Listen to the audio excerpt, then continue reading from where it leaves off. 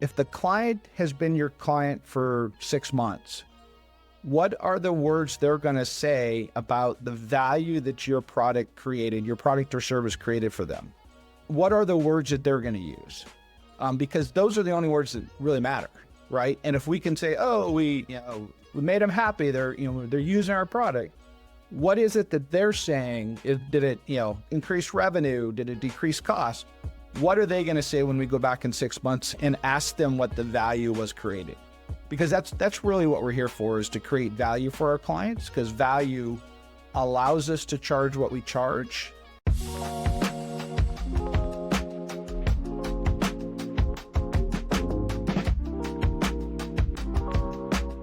Hey everybody, welcome back to Marketing in the Raw. That is the podcast, and I am the host, Adam Helweh, and today's guest is someone who's been in the trenches of B2B marketing for decades and knows exactly what it takes to align marketing and business strategy. Deanna, who are we talking to in this episode? That's right, Adam. Today we're talking to Will Collins. He is a seasoned fractional CMO and a marketing leader. He's been helping build demand gen engines, lead global teams, and advise executives across tons of industries. Whether he's guiding like a scrappy startup or literally 60-person marketing organization, Will brings strategy, speed, and a whole lot of candor. Something that really stuck with me from your conversation with him was considering the question, what happens when a CEO hires you to fix marketing, but you quickly realize that they don't actually know what's broken? So I'm not going to give it all away, but Will shares how fractional CMOs have to toe this fine line between quick wins and long-term transformation, and what happens when you have to tell the CEO no and still keep your job. He's skilled at it. So there's always the trick question there. Can I come in and fix marketing? We also get into other realities of fractional leadership, like context switching across industries. When you're a fractional CMO, you're dealing with usually clients that could be across multiple industries or spaces or clients, customer segments all at one time. And how to deliver value fast in that scenario, earn trust, and push back on shiny object syndrome. No comments from you, Deanna. You know me with the shiny marketing objects. And of course, we dig into how Will's using AI in a smart, measured way, and why he believes great marketing still starts with listening to customers, not algorithms. Yes, this one is full of tactical gold for any of you leaders out there building teams, reporting to the C-suite, or trying to bring real strategy back into your organization. You're going to want to hear this one. All right. Well, speaking of hearing things, hopefully you don't hear my son having fun with his friends in the background too much. So before it gets too rowdy, let's go ahead and jump right into my conversation with Will. Let's do it. Will, so happy to have you, my friend. You're looking good, man. I actually like that jacket a lot. That looks like something I'd pick up and use. Thank you. And you're looking good, feeling good, given that we're here in 2025 now. Yeah, nice to see you again, Adam, and thanks for the compliment. This is one of my favorite vests that I have. So I dressed up just for you for this podcast. So, well, that's thank awesome. You. The people listening to the audio are just going to have to miss out, I guess. Yes, they will. Yes, they will. Well, as you were saying just a moment ago, we're talking again, but I want to get to know you a little bit more, and hopefully at the same time allow everybody else to do so as well. Tell me a little bit about, how did Will get into marketing in the first place? Yeah, great question. So way back when, I'll make it a short answer, but I've been in marketing really my whole education and career. I got a marketing degree from Montana State, bachelor's degree. I did an MBA at Baylor. But every role that I have had in corporate America has been a marketing / business development role. Whether that is, being a product manager, whether that is being, a vertical strategy person, trying to develop some strategies to execute across different industries, or really owning a digital portfolio for enablement around sales and execution of things. So always have been in marketing, love the space. I always think of myself as kind of big M and little m when it comes to marketing. I am not necessarily as in depth on the advertising side, but definitely around building brand and execution of demand gen strategies. So it really just lights my fire and gets me excited every day to think about and to talk about and do big M and little m marketing. Well, it sounds like you still got that fire in you. You've been doing this for a while. If we take a step back also to like the beginning, just for one moment, like what was it about marketing that do this? I'm going to go to school and keep with it. Yeah, I think I really started out in was just a general business, the idea of just general business, and I had a couple great professors in my at Montana State that just really got into my head around how fun marketing could be, and how marketing is not just this fluffy, creative side. There's really a science behind it and a psychology behind it, and I think that's what really resonated with me. So kudos to Dr. Mike Riley from Montana State University. Has there been a bit of a guiding, like a thread or a guiding light through your career, that as the space has changed, because marketing arguably is probably one of the most fast-paced and it's just grown and changed and had so many different phases just over the last couple decades alone. Is there sort of a guiding light that's kind of helped you not only still stay excited about it, but also like help you maneuver through all that change? Yeah, great question. I think there's three things. One is you got to have the fundamentals. The fundamentals haven't necessarily changed that much over the course of the last 3-4 decades, right? They're still rooted in the idea around marketing as psychology and marketing as a science. So that's number one. Number two is I have always found if you keep the client, customer, whoever you are trying to market to foremost in the front of your mind and in the front of your messaging and positioning, it always holds true. They are who we're trying to talk to, so let's always keep them foremost in our minds. And then lastly is you got to evolve and you got to keep up with the latest technology trends, not to chase it like it's a shooting star, but to really make sure that you are always understanding what's going on and how to leverage some of the great technology that's out there. As I've been in this career for a long time, I won't say my age, but you got to be able to evolve and you got to be able to make sure that you're thinking about the new technologies and how to best use them, keeping those other two paradigms in mind. Yeah, and when you talk about keeping the other two paradigms in mind, right? Because marketing is affected internally by the technology in regards to like tools and things that help your craft and help you. Whatever it is that you're doing internally, it's helping to be definitely a force multiplier in that sense. But then to the point of making sure that you're always keeping the customer in mind, there's always these behaviors and expectations that get impacted by technology, especially now, right? I mean, before we could arguably say, well, yeah, radio and TV and all that jazz, but now technology connected channels that are so prevalent that you've got to pay attention to ultimately where the users ended up spending however much of their 24 hours of the day, right? Yep, absolutely. What over the last, more recent years, have you run into, give us an idea, like, do you have, are you running with some marketing teams? Like, what's the makeup of the usual kind of group of marketers that you're working with at any of the companies? Yeah. So, as a fractional CMO, which I've been doing for the last 3.5 years, it really runs the gamut.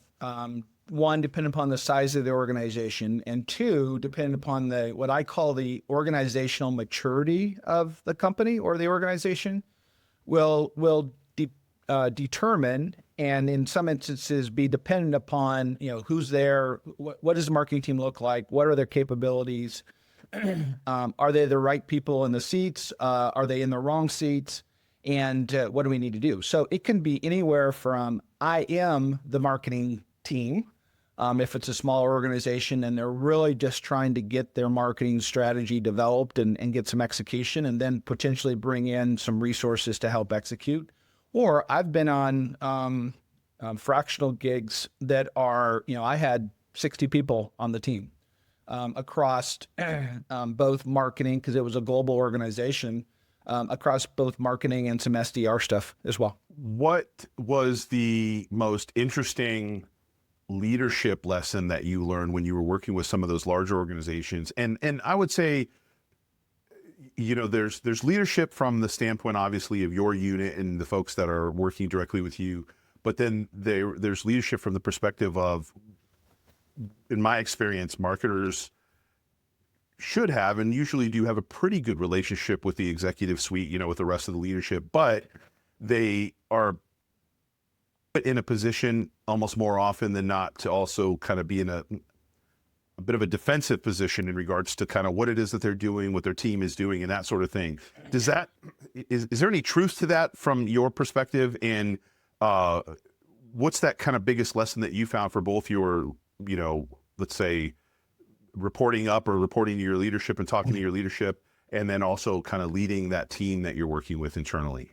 Yeah. And, I like to think in threes. And so the first one is today's CMO, whether they're full-time or a fractional or a consultant, we need to be strategic operators. It's no more that you can just come in and have this, highfalutin strategy and that's all you have, right? Or, some really good creative ideas. We have got to be strategic operators. We've got to be able to go in and develop the strategy, but also make sure that strategy gets executed. So I think that's number one. Number two is we got to move faster. And, the days of, well, you got 6 months to kind of put this together are gone. And that doesn't mean that we should do knee-jerk reactions and just put stuff into place for putting stuff into place. But we've got to move faster than we ever have. And then third is, especially as a fractional, what I found, and it's a balancing act, is the CEO wants to know the truth and not be sugarcoated. He has a bunch of other people potentially around him, especially if they're full-time people, that may not be willing to tell him what the true story is. And as a fractional, we're invited and encouraged to say, William, don't hold back. Tell me what's really going on here. That's why I brought you in as a fractional here. And so with those three things, it just puts us in a different light with the CEO, but also puts greater demands on us as an executive in that suite, in that role at this time. Well, and you were saying it right, like, and I think that's like a bit of an advantage as well with us as an agency and coming in as a strategic resource and also obviously execution resource, is being an outside voice that can be, you get your outside eyes, your outside expertise, outside perspective, and it affords you some opportunity to be more direct and honest than some folks sometimes feel that they can be if they're internal folks. And it sounds like that's what you're saying you've experienced as well, huh?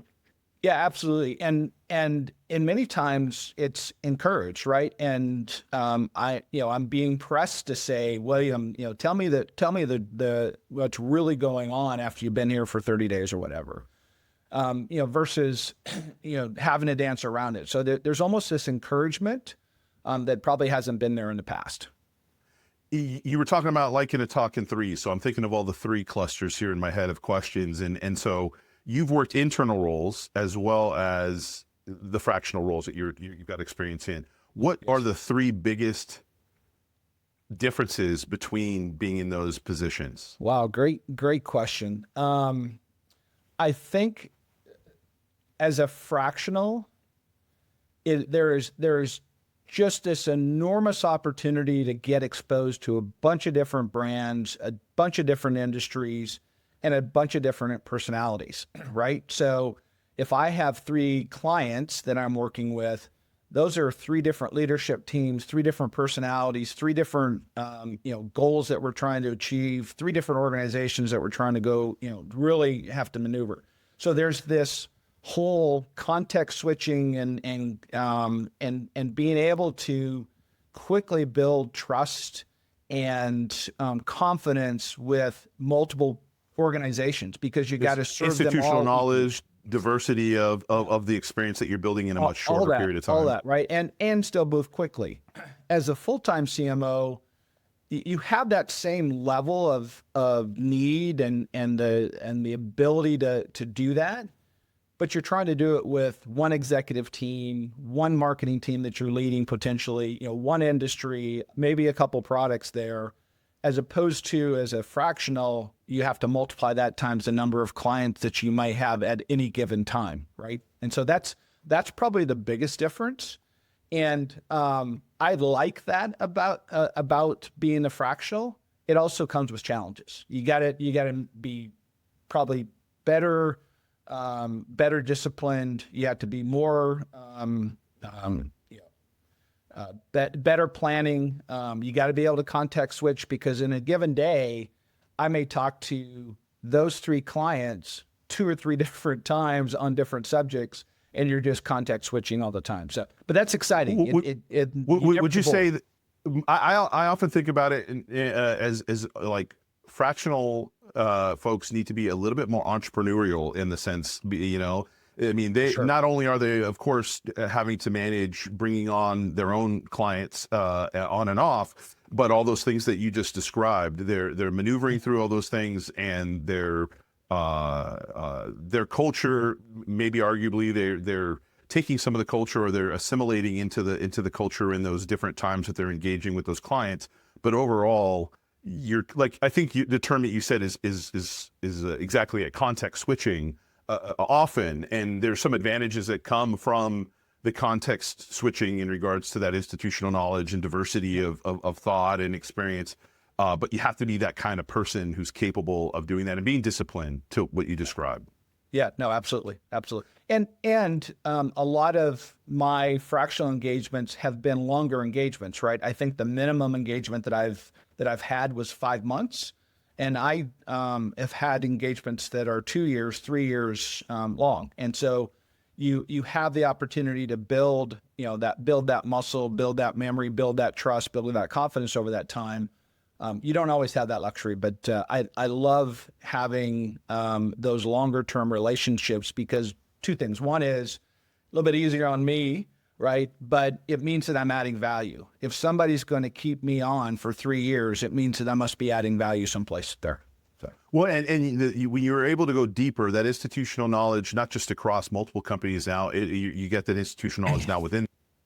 Yep, absolutely. Things can always, is a little bit of a flywheel. You get more and more like deeper and deeper into understanding that market, the brand, so on and so forth. And you can obviously do a much better job, which I think is why sometimes executives who have a mismatched view of what marketing should do shoot themselves in the foot, because sure, I agree. Like you said it earlier, you got to move fast, and we got to move or faster than we might want to. There's also a certain amount of how fast is reasonable without like kind of missing the point and so on. But when you get that dialed in well, I think that executives often kind of let their marketers go before, like just as they're starting to hit an educated, well set pace. Yeah. What do you think? Yeah, no, absolutely. And I think that's on the flip side of working with clients and working with CEOs, and I've said this before, the one thing that I asked for from the CEO that I'm working with is patience.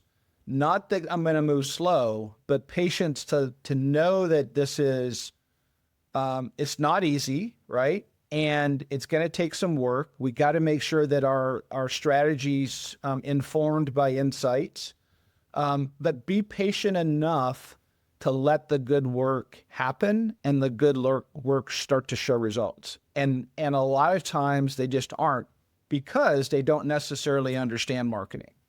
They're just looking for a quick fix. And there are quick fixes that are out there, But real good marketing, a good strategy, it just takes a little bit longer. That doesn't mean that they shouldn't push. That doesn't mean there shouldn't be a sense of urgency, but they just got to be a little bit more patient to let things mature and to let things actually start to work. I'd love to hear what you think about this. And I think that part of what you just described boils down to, like you said, quick fix, quick wins that people are looking for. And when they really are saying quick wins, what they're saying is like quickest to revenue. And that the alternative, or not the alternative, but really a part of that equation also is sustainable growth. And that oftentimes they're aiming for those quick wins at the behest of the sustainable growth, and the quick wins turn to great. We knocked out these quick wins, but these quick wins actually aren't very sustainable. They're not going to last. So we need to make more quick wins and more quick wins. And so marketers are getting caught up, and all their resources are getting caught up in their budget, investing in a sequential series of net new quick wins that all kind of build up, versus somebody who's able to say, look, I was just talking with a potential client recently, where they were kind of trying to feel out, I think, how quickly we could get going on a couple things. And I'm like, well, what I'm hearing is somebody who's looking for sort of quick wins. They're looking for something in the short term. They don't have tools that they need, and they're asking us to come in and help with these. So I'm aware of that, and I hear that, and so therefore I will address that in an area where there are, but at the same time, we need to be building out these other things that are going to be good for the sustainable long-term growth of the company. Does that jive with what you're talking about? And part of my mantra is you got to deliver value quickly. Yes. And you got to find those quick wins. And it could be as simple as, just the way that that the pipeline is managed could be fixed. And that could be fixed in 5 days, right? As an example. But you also have to make sure that you are setting that organization up, whether I'm there in 3 years or I roll off in 5 months, you got to set them up for success after you're gone as well. Because if you don't, then you really didn't solve their problem. You gave them a Band-Aid and you did some quick fixes, but you didn't really set them up for success and allow them to be, build a true, consistent and sustainable demand gen program for them to be able to really hit their growth. So, and that's even why, like we were just saying, that investing resources into those quick wins, or to your point of saying, like, thinking strategically versus, say, being a department that is outputting outputs versus outcomes, is that no wonder folks get let go fairly soon, because it's a distraction oftentimes.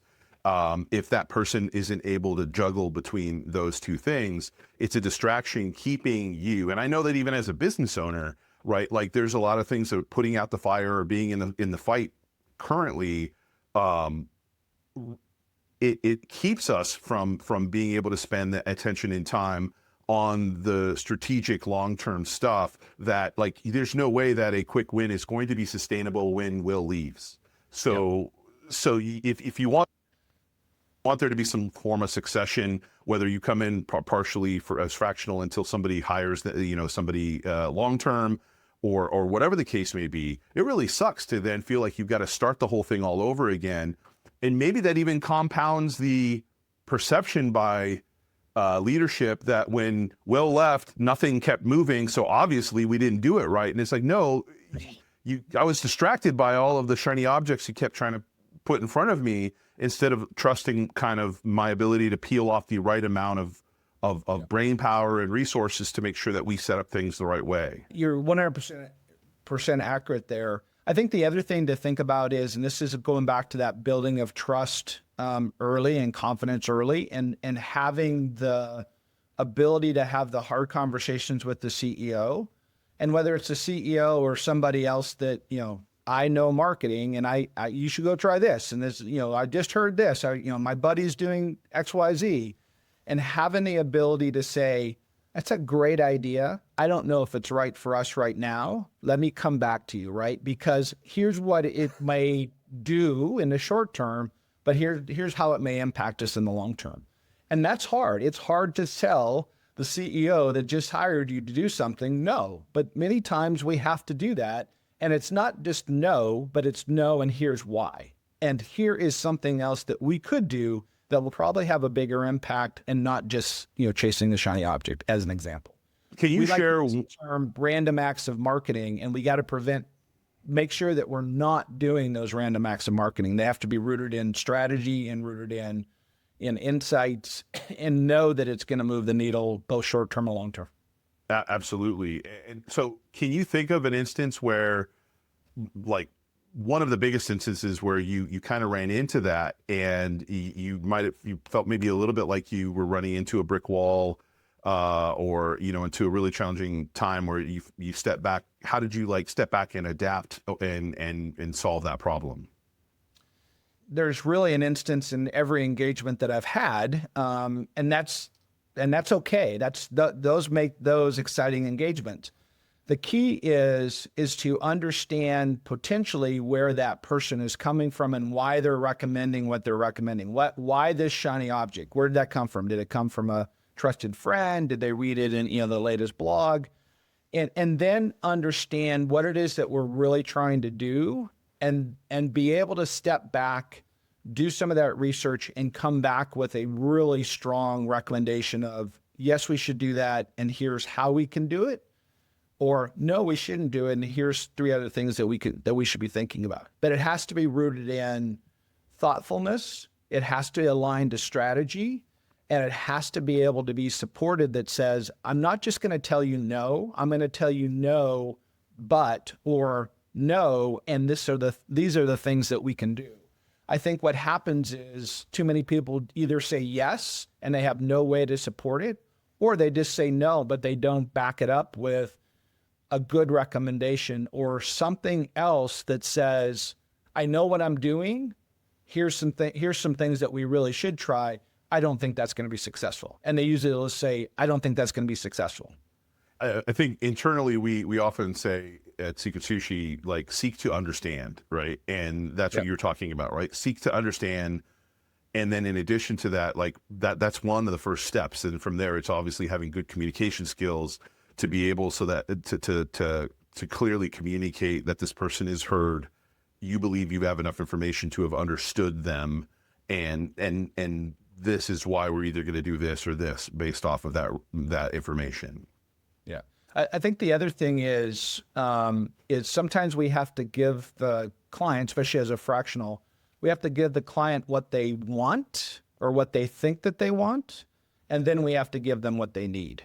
And those two may not be the same thing. So in some instances, we may have to give them what they want because they think they know what they want. And then while we're doing that, really understand what they need that's going to move the needle. And there's just that fine line of making sure we don't spend too much time on doing stuff that they want that isn't going to move the needle. But in many instances, and that's the reason they hire us, is because they don't know what they need. They know what they may want, but they don't know what they need. And that's why they're hiring us and our expertise. In recent memory, what was something that you guys executed on that absolutely surprised the heck out of you? Like you did it, and whether it was the results or the reaction or whatever it was, just was very unexpected. And the surprise could be a good surprise or a not so good surprise. I'm curious. Yeah. Again, there's a couple hides on the wall there, but I think part of it is, and this goes back to making sure that we understand, and we're asking the right questions. But I've been in instances where can ask the question, all right, do you guys know who your ideal client profile is? Do you know kind of what pain points you're trying to solve and how your product solves that? And everybody goes, yeah, I know that. We know that. We've been working on that. Our sales team is really good at talking about it. And then you get 30 days in, 60 days in, and you're starting in all your conversations, it's like you guys don't have a clue really who your customer is and what they're trying to do and how your product solves that problem. And so what that has taught me is ask the question, and then go out and validate the fact that we really do have a strong ICP. We do really have a strong, unique value proposition, and we really understand our client. Because there is a large majority of customers in the kind of mid-market space that think they know who their customers are, and they think they know what the pain point is that they're solving. But because they don't think about it from the client's perspective, they're thinking about it from their perspective, they have that wrong. And so that can just waste time, because if we don't get that right, none of the other stuff matters. Right? What's your favorite way of validating those things? I use a tool, it's a workshop, but it's a tool, what I call a messaging architecture framework. And it just goes through step by step. Who's your ICP? What organizations are you going after? What industries are they in? What's their attributes? And then who are the people within that industry? What are their pain points? And really think about those pain points from their perspective. And then how does your product or our product, if it's my client, solve that problem? What makes us unique? And then I turn around and say, if the client has been your client for 6 months, what are the words they're going to say about the value that your product created, your product or service created for them? What are the words that they're going to use? Because those are the only words that really matter, right? And if we can say, oh, we made them happy, they're using our product. What is it that they're saying? Did it increase revenue? Did it decrease costs? What are they going to say when we go back in 6 months and ask them what the value was created? Because that's really what we're here for, is to create value for our clients, because value allows us to charge what we charge. And then it also allows us to retain those clients, because if we're not creating value, then we're the first on the chopping block. Interesting. And so maybe a part of that process, or some of the other work that you do, has AI impacted the work that you do, especially given that you're doing so much on the strategic side? Yeah, it has, and it will. And I look at it as, and I'm probably not as jumping in with both feet as maybe even some of my counterparts or my peers. I see it as a great enablement tool for me. Enablement tool for me to take some of the kind of manual tasks that I need to do, or the first draft of something that I need to do, and have it help me there. But if we as marketers turn everything over to AI, we're done, right? I mean, that's not what this industry needs. That's not what this craft needs. We need people that are really thinking creatively, strategically, and then finding ways to be more effective and more efficient with our time. And I think AI can help us there. But if we just turn AI on and ask it to do our marketing for us, then I think we're going to fail. It sounds like so far what you're talking about for yourself, you're moving a bit cautiously in order to make sure that the qualities that are not really inherent in AI, but are inherent in your institutional experience you talked about, and in your ability to sort of take from all of the experience that you've had working with these companies, and to ask the right questions of whatever information is at your disposal. You want to make sure it's not trust but verify, because even at the moment, I think you're saying we're not even trusting at the moment. We're using it, and we're distrusting it enough to be able to make sure that you are sort of measuring the effectiveness of it here and the effectiveness of it there, but you have a clear understanding of what it's adding to your process, and possibly not at already. And in fact, I think I agree with you that we should not just because I'm in marketing as well, but we should not be completely ever handing this process off. There is definitely portions of it that make a lot of sense, just like they do for a lot of other industries. Strategy is not one of them, but it definitely can be walking alongside you in a lot of ways. And I say that with a caveat of, oftentimes, depending on people's understanding of AI, they think of first and foremost content generation as the go-to. So so what we're talking about here, right, is not content generation. What we're Right. talking about is having a thinking partner, having access to something that can, it's almost like having an exoskeleton where when I need to move boxes, it's taking far less of my effort to move those boxes. I'm still the one moving the boxes. I'm the one moving my body, but it's adding some strength to my ability to do this. Maybe I can move more boxes in a short period of time or more boxes over the course of one day without getting tired or whatever the case may be. And that's very similar to, I think, what you're alluding to, right?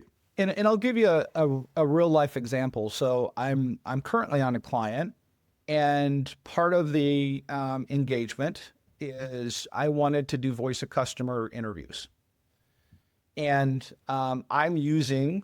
I'll give Otter AI a shout out here. I use Otter AI to record all my meetings, right? And I love it because I can focus on the conversation I'm having. There's nuances that, or there's, I can go back and revisit it, but there is no way that AI is going to pick up on those nuances where I'm camera to camera with somebody or sitting across the desk from them.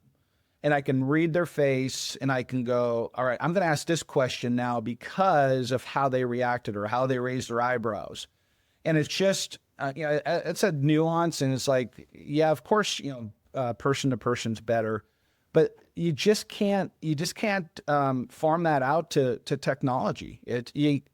Those 15 interviews that I did were so rich to help me and inform a strategy and a recommendation that, if I just went back and read and didn't ask, just didn't interact with the person and just went back and read the transcript, I would have missed half of the nuance of what they were saying, and creating and finding opportunities for my client to get more business from that specific client, right? And so that's just one example where I'm using AI and I'm using technology to enable me to do more. I don't have to take 16 pages of notes, but I really would have missed something if I had not been really present with that conversation that I was having with that, which is their client, my client's client. I actually think it's that's an awesome thing to point out. I mean, I'm a huge Otter fan, and in our team is all using Otter for that very reason. But we often think of like, oh, well, this is just going to transcribe everything and have notes. But there's also, like, to your point, there's like invisible notes sometimes that we write that have nothing to do with the transcriptions. It has to do with, and you have an idea and you think about it and you need to jot it down for a moment so that way, when the time is right in that conversation, you could bring it back up. And so Otter, I found exactly the same what you described, right? Is like something like Otter allows me to say, I don't need to keep, maybe even eat a quarter of the time that we have on this call, pausing for a moment to write something down. I know that it's captured. I know that I can come back to it. And even when I write notes down, I might miss something that could be useful down the road. So as long as I'm able to capture all of that, and it's not even about just the capture, as you know, with Otter, it's about being able to go back now and retrieve it and have a conversation about it. I often find times I'm just having a conversation about people's objectives and their budget and, their goals and what it is that they want. I can focus, and then I go back to Otter and go, what was the goals that they discussed? What were and these are things that then I can chew on from my own perspective. What are you most excited about here in 2025? I think a couple things. I do think AI is going to continue to help me be more effective, more productive. And I'm on a mission to utilize it more, to learn more about it, and figure out how do I do that in the right way. So that's number one. Number two is, I think in 2024, people were still very cautious, and they might still be in early 2025. But I start to feel like, okay, we got the elections behind us, regardless of your political affiliation. We got the election behind us. We know what we got for the next 4 years, like it or not. And now I can start putting into place some things that I may have been waiting to do in 2024 because just there was a whole bunch of unknowns. So I'm excited the fact that I think there's this runway of things where people are going to start to maybe open their purse strings a little bit more, expand some markets, maybe do some acquisitions, relook at their strategy. So I think that just bodes well for the work that I'm doing and the types of clients that I'm going after. I think that they'll find that runway. And then, I'm just excited to tackle the year. It's going to be a great year. What do you think that is the most underappreciated or maybe under the radar thing that marketers should be paying attention to? AI obviously is not underappreciated just yet. I think it's slightly less understood by most folks at the moment. But outside of that, is there a channel or a particular, approach that you think is just something that seems to be flying under the radar for most marketers? Yeah, I don't know if it's flying underneath the radar, but I think there's two things. One is we run the risk of forgetting who we need to listen to, i.e., keeping clients first and foremost. What they say matters, and as we get moving too fast or think we know everything, we got to go back and we got to make sure that we're talking to our clients and continue to do it. I do it today, but I can also I can point to times where I don't need to go check with them. I think I know it, right? And I think we just need to do that. We need to spend that 30 minutes with that client and say, hey, I want to run something by you. We're thinking about this, right? So I think that's I think that's number one. Number two is we as marketers have to think beyond marketing, and we have to be that strategic operator. But where I find is the most fulfilling for me in the role that I play and the most value is when when I'm knocking it out of the park with marketing and the marketing team is running really well and we're starting, showing that growth. But when the CEO comes to me or he or she or I are having dinner or having a meeting and they go, I want to run something else by you that has nothing to do with marketing. That's when we know that we're adding value. When the CEO comes to the CMO and says, this has nothing to do with marketing. I want to run something by you. And it might be an acquisition strategy. It might be about a person within the organization and what's our opinion on that.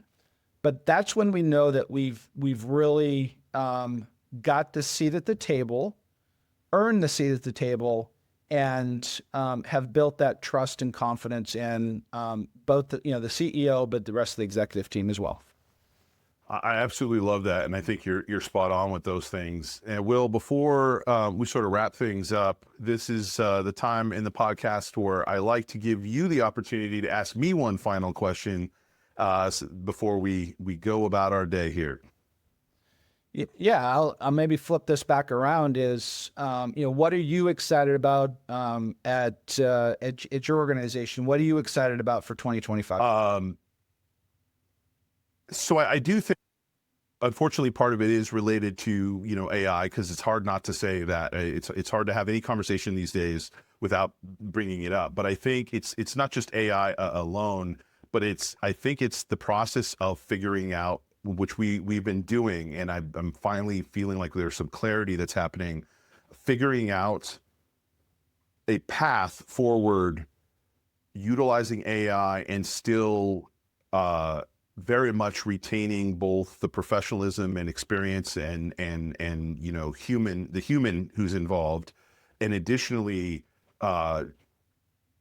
extrapolating all that out in order to make sure that your marketing continues to remain human, which creating a human connection and remaining human amongst a period where I think we're going to be seeing people utilize automation and AI more than ever before, which means there will not be humans interacting with humans, right? And I do think that it'll be okay for some customers. Like some customers will be fine dealing with a chatbot that they know is a chatbot that is more dynamic than it's ever been in the past. Yep. And using a RAG system to go and pull the data and just have a more kind of almost human-like conversation without misrepresenting that it is a human. And then, people are just like, all I want is I just need the job to be done and I'm okay with it, but don't pretend that you're a human when you're not, or don't pretend that this is real. when it's not. So I think that that trust and transparency, matters a lot, because I also think that we're going to start to see the decay of the utility of websites and as this main point of contact, where it's there, but less and less people are going to need to go to a website, or when they go to the website, the old kind of click and find where the static pages or with the content is going to be less prevalent, because people's behaviors and expectations are changing, and therefore they're going to want to engage with something that can give them those answers more quickly. So I'm excited that it feels like there's some level of clarity that is happening, where people are going, oh, this isn't going to completely like destroy my job, at least as long as you know what you were doing hopefully was at a certain level, and that this also is something we've got to pay attention to make sure that it enhances the right part of interactions with the human beings and doesn't take away from the humanity of who we are as a business and a company, kind of like creating a bigger insulation between operations and the whole business and then the customers themselves. So I think that we're finally starting to see some clarity. That first, couple years here after ChatGPT especially came around in different forms for a while, and generative AI has also been around for a while, but it was really when ChatGPT came out and everybody started using it at once. It's like the difference between mobile phones were out for a long time, but it wasn't until the iPhone got adopted by so many people that they were like, oh my gosh, this is a whole different paradigm. Now, when I go to the store, I can check out prices where I couldn't do that before.